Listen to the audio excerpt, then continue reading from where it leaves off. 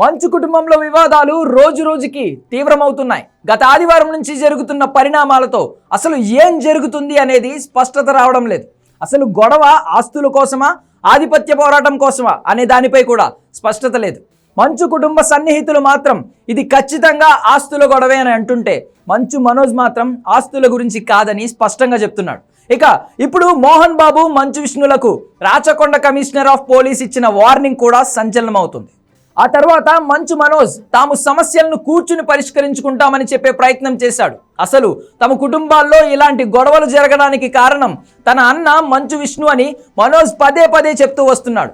బుధవారం కూడా ఇదే విషయాన్ని స్పష్టంగా చెప్పాడు. అయితే ఇప్పుడు మంచు లక్ష్మి ఎక్కడుంది, ఏం చేస్తుంది అనే దానిపై మాత్రం స్పష్టత రావడం లేదు. మంచు లక్ష్మి మోహన్ బాబు ఫోన్ చేసినా సరే ఆన్సర్ చేయడం లేదని, మంచు మనోజ్ ఫోన్ చేసినా సరే ఆన్సర్ చేయడం లేదని టాక్ వినిపిస్తోంది. కానీ సోషల్ మీడియాలో మాత్రం ఆమె యాక్టివ్గా కనబడుతోంది. దీంతో అసలు ఏం జరుగుతుంది అనేది స్పష్టంగా అర్థం కావడం లేదు. మంచు విష్ణుకి ఆమె కూడా వ్యతిరేకంగానే ఉంది అనే ప్రచారం గత 2 రోజులుగా జరగడం మొదలైంది. భూమా మౌనికతో కూడా ఆమె సన్నిహితంగానే ఉంది అనే విషయం స్పష్టంగా అర్థమైంది. ఇప్పటికే ఫిలిం నగర్లో ఉన్న ఇంటిని మంచు లక్ష్మికి మోహన్ బాబు రాసిచ్చాడు. ఇప్పుడు మరో ఇంటి కోసం పోరాటం జరుగుతోంది.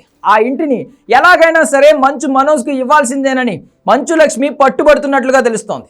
తిరుపతిలో ఉన్న ఆస్తులన్నీ దాదాపుగా మంచు విష్ణు లాక్కున్నాడని, ఇప్పుడు ఇంటిని కూడా లాక్కునే ప్రయత్నం చేస్తున్నాడని ఆమె సీరియస్గా ఉందని అంటున్నాయి సినీ వర్గాలు. అయితే ఈ విషయంలో మోహన్ బాబు కరెక్ట్గానే ఉన్న మంచు విష్ణు మాత్రం ఆయనను తప్పుదోవ పట్టించారు అనేది మనోజ్ వాదన.